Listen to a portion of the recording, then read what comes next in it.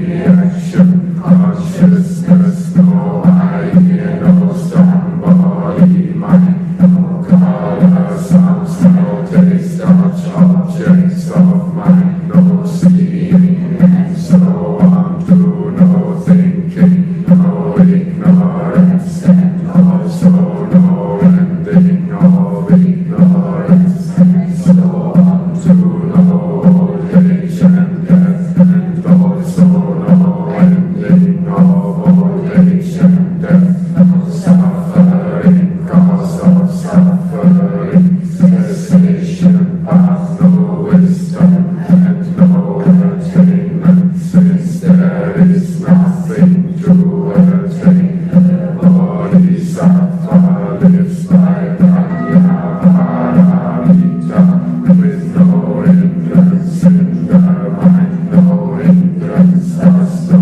fear, far beyond elusive thinking. Right here is nirvana, all Buddhas past, present, and future.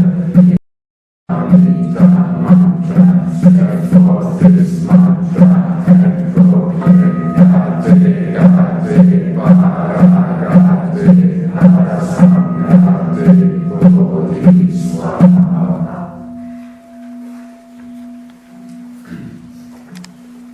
I will take one of the miscellaneous koans. In the Rensei school, there are two major schools. Sambhakodan, our school, combines Rensei and Soto approaches. The two major schools, most of them, they have got in the beginning the so-called miscellaneous koans, some important koans and a mixture of koans. And so on, that sort of give you introduction to koan practice. And then one school goes systematically, like Mumonkan, Hekikan Roku, and so on. Other school, the same, but chooses some important koans from the different collections. But both schools, also our school, have the miscellaneous koans, chosen some important variety of koans, so that you get used to this sort of koan practice. I take one koan. It's a very interesting one. 27a. In the sea of Ise, 10,000 feet down, lies a single stone. I wish to pick up that stone without wetting my hands. On the stone, there is a name inscribed. What is the name? On one side of the name, it reads, cannot get wet. On the other side of the name, it reads, cannot get dry. It's a very simple but interesting, very deep koan. And I am going to talk on different dimensions. It's very difficult for me to talk because I am bringing in some different ideas to help you. First, the Sea of Ise, there is a Japan Sea, there is one part in a bay sea. It is 10,000 feet down. It says it is very deep. 10,000 feet down lies a stone, a single stone. And I want to pick it up without wetting my hand. That is the important part. Without wetting my hand, pick up the stone. As you know, many of the koans sort of, contradictory or contrary formulations. Without wetting a stone, pick up the stone which is in the depth of the ocean. And so how do you do that? The koan practice, as I say very often to my students, you understand philosophically or whatever way you understand. Understanding is different from the koan answer. Koan answer, you must be concrete, simple, childlike. Just, do it almost literally, the koan practice. And so also forget all contradictories, contraries, whys, why nots, forget all those things. just respond to the positive dimension. Without wetting my hands, I pick up the stone, you see. And so you pick up the stone. Just do that. And then it says, there's a name on the stone. What is the name? And all of you know, you see. What is the name? See, when you say our name, that is theory. See, go and answer. Don't be caught with theories. You must be concrete, simple, childlike. How do you answer? Cyril or Amasani, you must be simple, concrete, you see. The Koan answer is very beautiful. Otherwise, you are caught by theorizing, conceptualizing. Then you are dualistic. This is that is that. No. Of course, very often I ask also, how do you understand? Then explain, how do you understand? But the answer, be simple, concrete, childlike. That's it. That is the way you are transformed, you see. You think about all those things, understand, see the different aspects. When you come to the Koan answer, simply be. Some people, will caught, we can say this, we can say that, then you are lost, you see. So I don't actually demand too much, but simple, present yourself, you see. What's your name? It's yourself. You are sort of coming home, recovering yourself. There is a name written on that, okay. But the next two parts are the more important. On one side of the name or on the stone is written, cannot get wet. On the other side, cannot get dry. Not wet, not dry. It puts in the negative side, cannot get wet. See, also, when you practice Koan practice, it's a very simple to understand. Here, more understanding. So you can give also Koan answers, but for these 2 points, it's more understanding, you see. So sometimes Koans, of course, normally concrete, simple answers, but also sometimes I will ask, how do you understand, you see. And so one side it says, cannot get wet. If we cannot get wet, what does it mean, opposite? Yeah? It is always dry, cannot get wet. And what does it mean? You see, Zen talks symbolically with the symbols, metaphors. And so, if it cannot get wet, you see, why it cannot get wet? When you get wet, what does it mean? That must be 2 realities coming. Something coming, wetting you. And it cannot get wet. Other side, it cannot get dry. And so that means, it is wet, it cannot become different, so to say. It cannot become emptied. It cannot sort of lose its character. But first level, cannot get wet. See, that means simply, imagine there are no more water coming or liquid coming. It cannot get wet. You are never wet in a sense. And of course you can say dry, but it's not good to say that dry. It cannot get wet. What does it mean? The meaning, see the meaning. What does it mean? It simply means, it cannot get means, nothing can touch you. Nothing can touch you. Nothing can affect you. What does it mean? It means simply emptiness. It is empty. When yourself, it applies to yourself. You see, one side does not mean only one side. Your whole self, yourself is emptiness. It's wrong to say yourself is emptiness. Better to say, how do you say better? How do you say better? Emptiness is yourself. You see, this is a different way of understanding. Emptiness is yourself.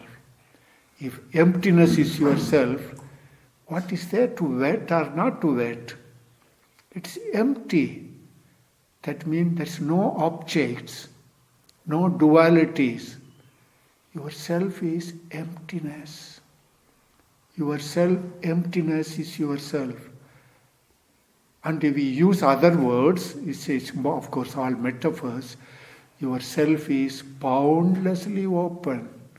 I use very often the metaphor of space, realm, space. Look at space. You cannot put a limit to the space. And you cannot make space wet or dry. Space is just space. Space, things can be there. Mountains, rivers, stars, sun, galaxies, all can be in the space. And as far as space is there, things can be there. But space itself, you cannot grasp. It's a metaphor, space. You don't take literally space, but as a metaphor. So yourself is like a space, empty. That means boundlessly open. Yourself is openness. See? And you recited Heart Sutra. Form is emptiness, emptiness is form. Form is all things. You see, everything.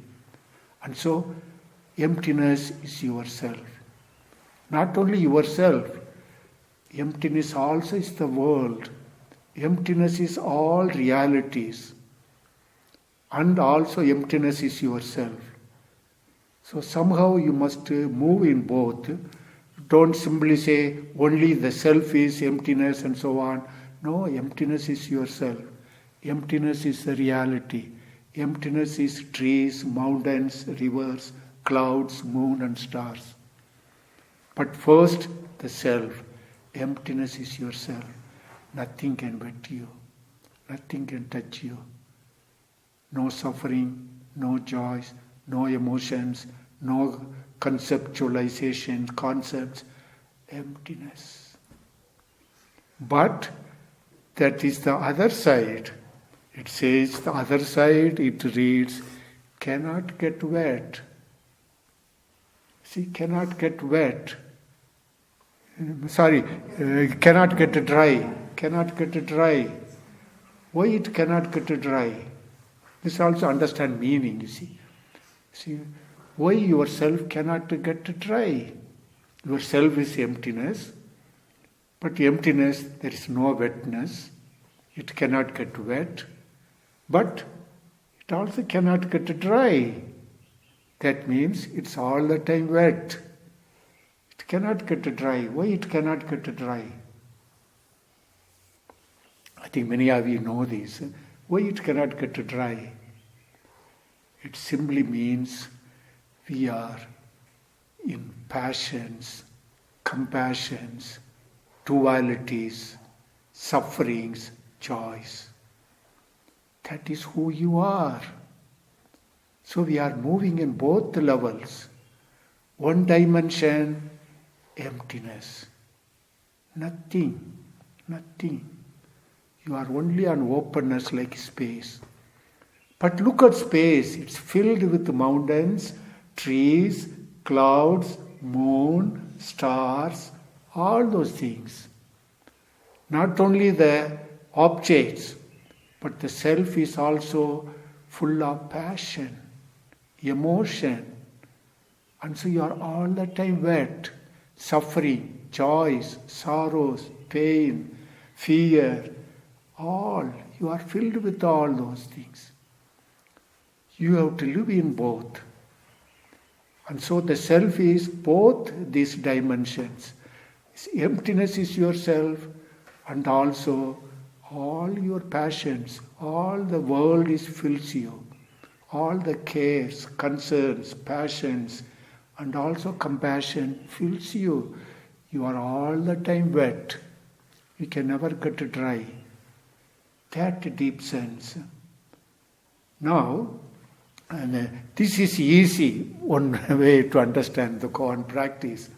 I am going to talk a little further That is, even for me to put in words is difficult, but I will try.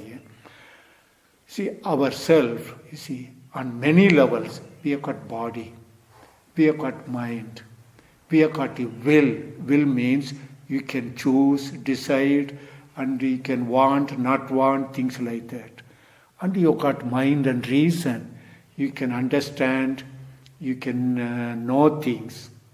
Also, you have got emotions, affections, passions, all those things. So particularly think of reason, will, and affections or emotions. These two major dimensions. Of course, the body is there, but so reasoning, willing, and emotions, feelings. These seem to be, of course, each one is only part. This is part of yourself, not all of yourself. Your whole self is not emotion. You are emotional. Your whole self is not merely reasoning. You are a reasoning person and willing person. And also consciousness. Consciousness also is a little deeper. It is like awareness. But yourself, in a sense, it includes all. It is, can we say synthesis? It may not be a right word. You are emotions, reasoning, will, consciousness, all together. All together, sometimes, in the modern Indian psychology, they will call it also, soul making, care of soul and so on. It's not such a good word as far as I see. It's more traditional. Christian and also Buddhist thing is the center, the synthesis, the whole thing is called heart. You see, heart. Heart can mean merely affections. Of course, physical heart is there, but symbolically taking can be mere affections. But when we use the here, in a spiritual life heart, it means the whole synthesis. Emotions, reason, will, consciousness, all put together, heart. Our center is heart. Heart is the center of our self. See, even self we can talk. It doesn't bring out all the nuances, dimensions. So we can use heart. Also, you recite, for example, in Shinjinome or in, for example, Emmechiku Kanongiyo, you see, it comes, Shin. Shin in Chinese and Japanese, usually they translate mind. Mind is easy to translate, What is the Buddha? Mind is the Buddha, you see, Pasu said. But actually, Shin is not mind. It is heart, it is mind, it is soul, it is spirit, all together. It can mean anything. Like a German word, Geist. Geist also can be mind, can be spirit, or maybe other meanings also, I think. It's not simply one meaning, you see. And so Shin means heart, mind, soul, spirit, all put together. And in the West, usually they translate only as mind. But, my master translates it heart-mind. But, maybe even better to say simply heart. Heart as a synthesis of all those things, you see.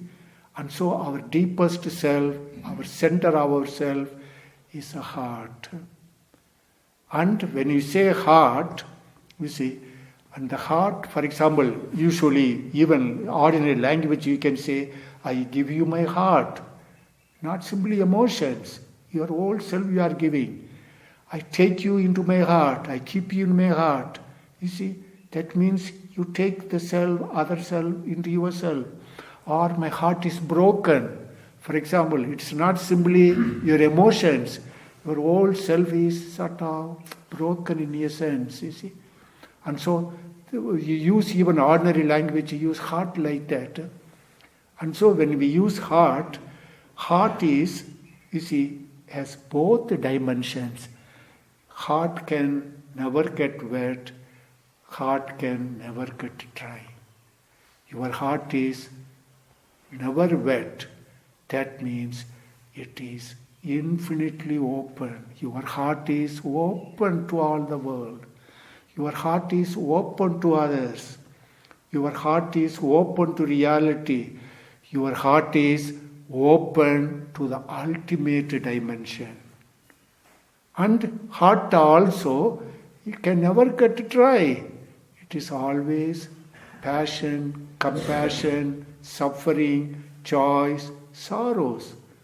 So in your heart, both come together. And heart also means, that means, some they use philosophically a phrase, heart is a clearance for the world. Clearance means it is an openness, it lets the world be there. It gives space. And so your heart can be as wide as the world, as wide as the whole humanity, as wide as every reality can be. Or heart can be closed. You can be narrow. You can be frightened. You can be insecure until you are closed. You are not open, you see. And so all these dimensions can be in terms of heart. When you talk in the self, it's not so clear and so on. When you use the word heart, it is much more sort of what you call very relevant, very meaningful. So once again, emptiness, heart can never get wet. Your heart can never get dry. Your heart is that.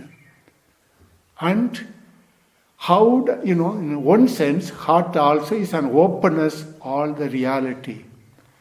And also, heart can take care relationships. In one sense, heart is beyond all your feelings, emotions, thinking, concepts, ideas. They use in one word, in English, it is not very clear, mode. You see, in German, Gestimmtheit. You see, Stimmen, hearing the voice, and Gestimmt, or also, being right, and also Gestimmtheit in German is attunement, English word, tune. You are tuned to something. You are attuned. That is, you are open. You are in harmony. You are sort of, receiving, receptive. Attunement, you see, is the English word. So, Gestimmtheit, German, perhaps you can say attunement. Gestimmtheit, also German. For the Germans, I don't know too well. I read an article. It is a long history, actually. See, Stimmen, Stimmung, Gestimmt, Gestimmtheit. It's a long history, actually. See, but finally, it means also the mood means your fundamental attitude. Fundamental attitude we cannot easily understand really. How you are standing towards others, towards reality, that is a mode, fundamental attitude. Actually, this Gestimmtheit mode, like, theologian Karl Rahner, Heidegger, they use this phrase. And so they made it popular, so to say. But anyhow, very briefly, mood, the basic, it is beyond feelings, emotions, concepts, ideas, reasoning. It is a fundamental attitude. How do you stand towards the world? What is your attitude, attunement to others, to the world? You see, are you closed up? Are you receptive, open? That's the. On one side, your heart is emptiness itself, never can get wet. Other side, it is always wet. And at the same time also, you can be closed up. You can be sort of, self-centered too much. Or you can be allow yourself to be addicted and something possesses you. And then, talking about heart, I take this from Gerald May. There is a nice book, Will and Spirit, in the library. You can read. First chapter he talks about. Actually, he also borrows from others. But anyhow, he uses the two words, willingness and willfulness. I don't know how to translate it in German, I think it's difficult. Willfulness, willingness. See, willingness is sort of surrenderedness, acceptance, receptivity, openness. Willfulness, I do. It is manipulation, control, power trip. It is something like what Nietzsche said, to will to power. You see, you are all the time only sort of thing willing. And Gerald May talks about these both concepts. You can read when you got time. And he says, willingness is a spiritual life. Willingness what? Willingness means receptivity. You see, when you talk about heart, you can talk about emotions, simply only sensations, emotions. But real emotions, moods are always going out of yourself. It is, they use the technical term intentionality. Intentional means it is always towards, not simply self-enclosed, always towards others. Your heart is towards ultimate reality, openness ultimately, and towards particular realities. And only by affirming, relating to particular realities, you can realize your boundless openness. See the point? It is very important for you to realize. You see, in Christianity they say, you cannot love God unless you love your neighbor. See the point? You cannot love God unless you love your neighbor. And when you love your neighbor, somehow you are loving God. That means, only by relating to the particulars, particular humans, particular things, you can be open to so-called emptiness or boundlessness. You cannot be simply realize emptiness without going through the particulars. And how do you go to the particulars? That is the whole point. That is the willingness. Can you affirm? Can you be receptive? Can you be open? You see, can you be open to the other? Willing for other? Will the other? Yes, it is good that you are. Yes, I am open to you. Yes, I accept you. That is sense. Willfulness, you try to manipulate by power and whatnot, you see, anything. And May talks about 3 ways of manipulating willfulness. You see, there are many ways. One way, just for your explanation, you see, he says, coping. We all the time try to cope. That means manage. Which is sort of manage, handle people, manage life, manage everything. Everything we want to manage. That's not a receptivity, openness. We always manage. Manage people, manage life, manage things, everything, you see. Then we are manipulating, doing, controlling. Other dimension, he says, happiness, that's also very interesting. He says, if we can do like this, you will be happy. Always seek happy, always positive emotions.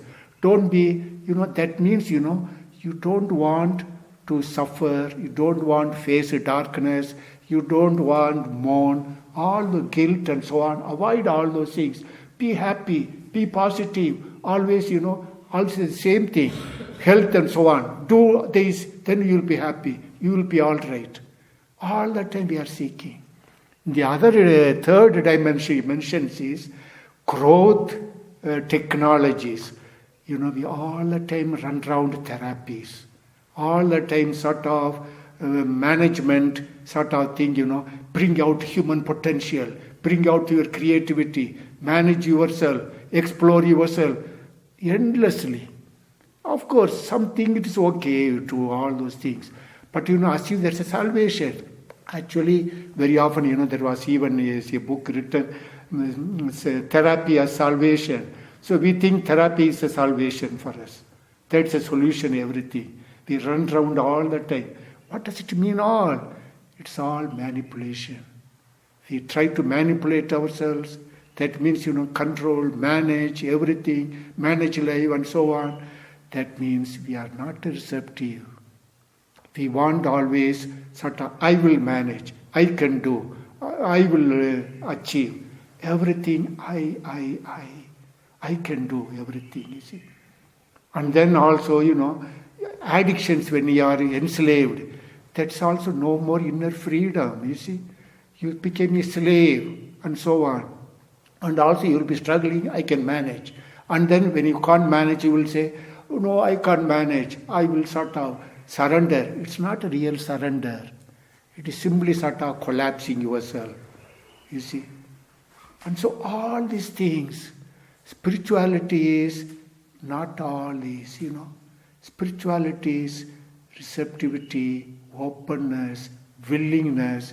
He quotes the saying Dag Hammarskjöld, very beautiful in diary he writes. I forget the exact words, I quote in one of my books.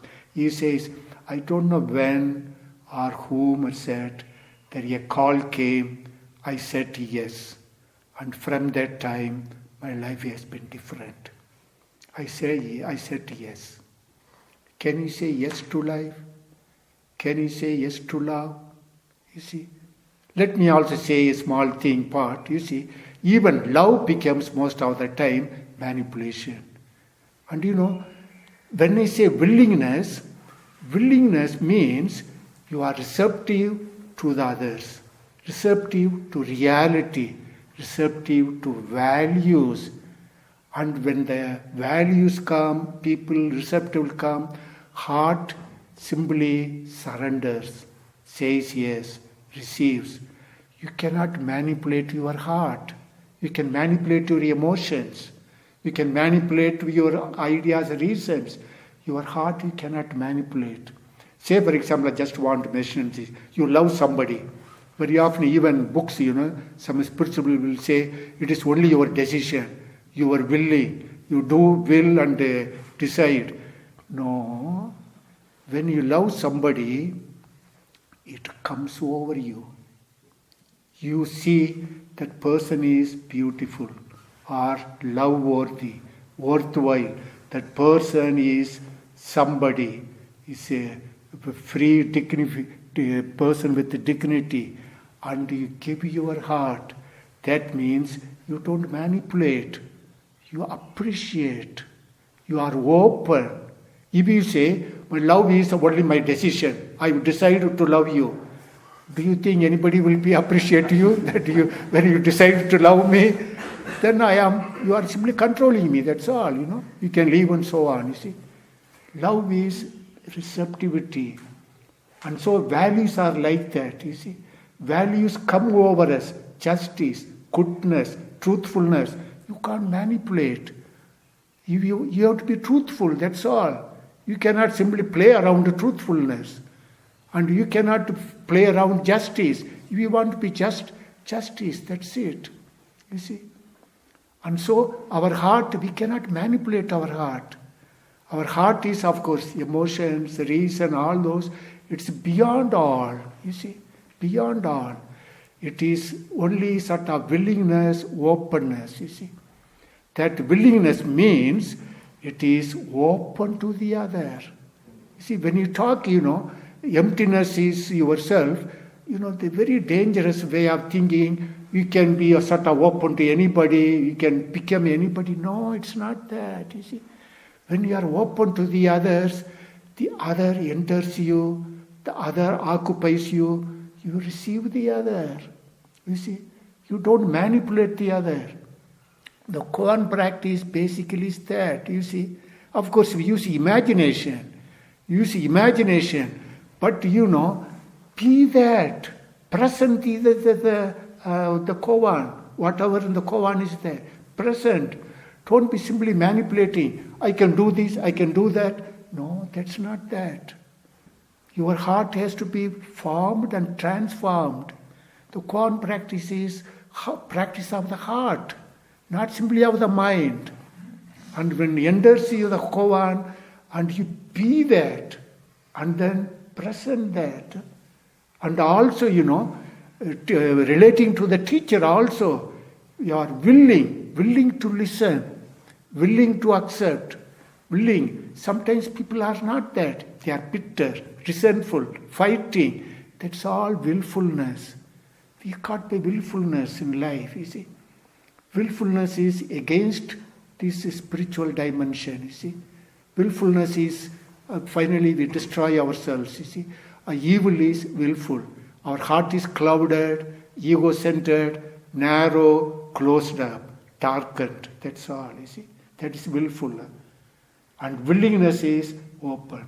And when you are willing to, and that means, you are open to life. Open to life. Let me say a few words, I can say many things. Let a few. Say, for example, our life. I said, people always run around positivity, happiness and so on. What about loss, suffering, grief, guilt? Can it be open? Our life is all the time sort of imperfect. Our life is all the time losing. We lose so much, not only people, not only things, not only our health. Even when you look at your younger days, you missed so much. You missed love, missed skills, missed your way.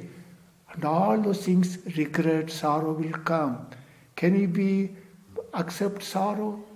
Can you sort of mourn? You have to mourn for yourself and mourn also for others. Your life is sort of losing all the time. Be open to mourning. You see, open to grief. Be open to sorrow.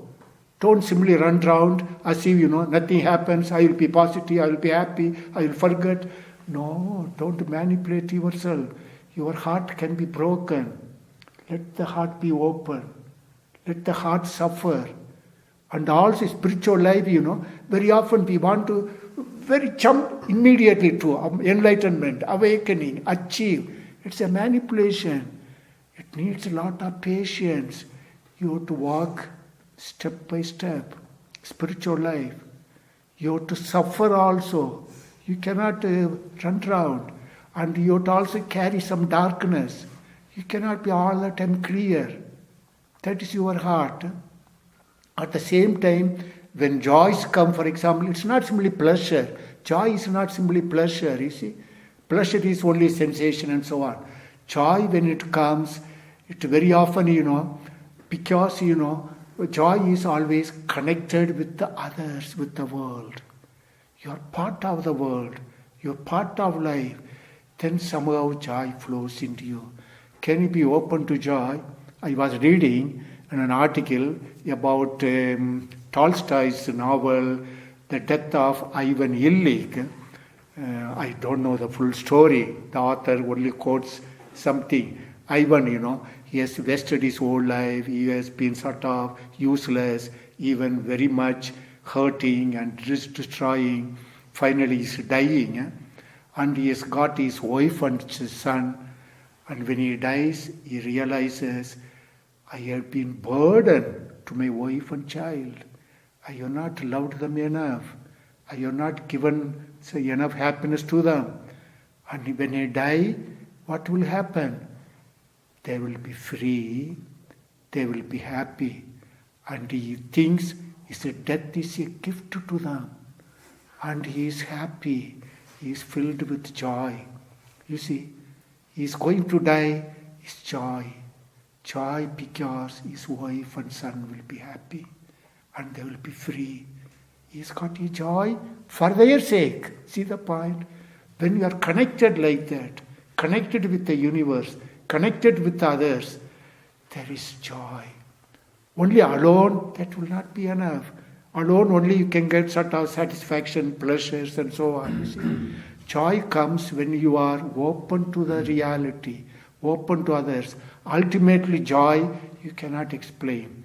Joy will be ultimately your heart and mind is open to the infinite, boundless openness. Then there will be joy. Actually, joy can be with sorrow.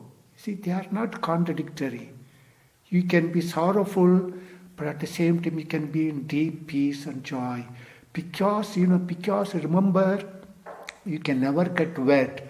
Yourself is boundlessly open. It's a ground, you see, grounded in emptiness. you are all right. Not only you are all right, all your people, all the world, ultimately it's all right. A deep sense, somehow everything is gathered together, carried in this dimension of groundless ground. And that deep sense, yes, that will be peace and joy. At the same time you suffer for this person, for that thing, and so on. You see, you can suffer and sorrowful. At the same time, when you are too much caught by suffering, that means simply you are going round and round in sentimental side. You see, be open to suffering and also learn how to also come home to this dimension, deeper dimension of life, deeper dimension of self. It can never get wet. These both the dimensions. So in Zen practice, it's not simply realizing emptiness. Yes, realize emptiness, but what it means is our heart has to be transformed. Our heart has to move in both the dimensions. It has to be grounded in the groundless ground, and also it has to be wet all the time. It has to move in both the dimensions. Only then you are sort of fully human, you see. And so it is a human journey, human life to remember, you see. The koan looks very simple, you see. And koan answers also can be simple in a sense. But realize the depth of that, realize what it means.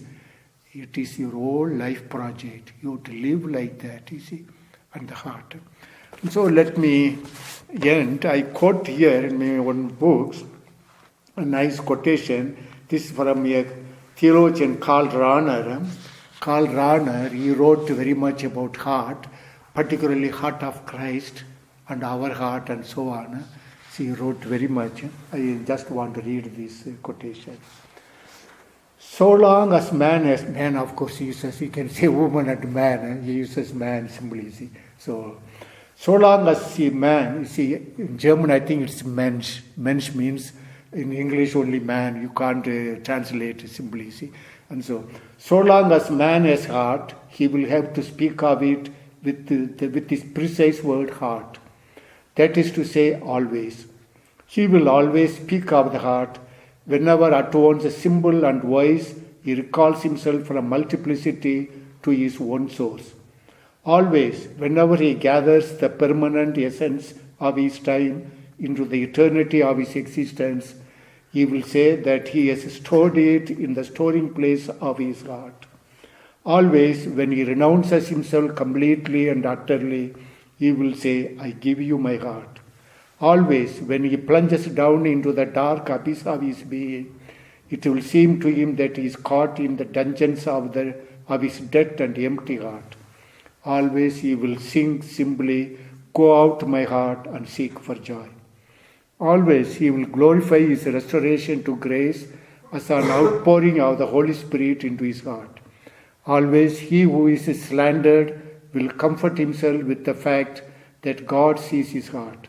Always men will hope that the morning star will rise in the heart.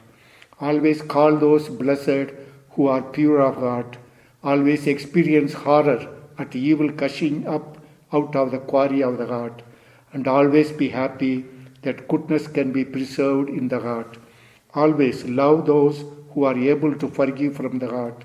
Always be judged by this alone, whether they have loved with their whole heart, because on the scale of God, only hearts have any weight. It's a long quotation, beautiful. Let me also end, John of the Cross was a Christian mystic. He says, the evening of life, you will be judged by love. You see, that's by heart. Love and heart go together. The evening of life, you will be judged by love. That is how your heart is. And also there is another saying, in the judgment days, your heart will be weighed. Actually in Egyptian, the book of the dead, it is said, what's the god? I forgot the name, you see. And the God will weigh your heart, it seems. You see, not anything else. Your heart will be weighed. And if it is done good, of course you will know that. So your heart is the practice is our practice of the heart. Don't forget that. But once again, I want to repeat, your heart is both. It cannot get wet, cannot get dry. Hold to that. How do you realize that both dimensions? Okay. Take Bodhisattva vow, page 13.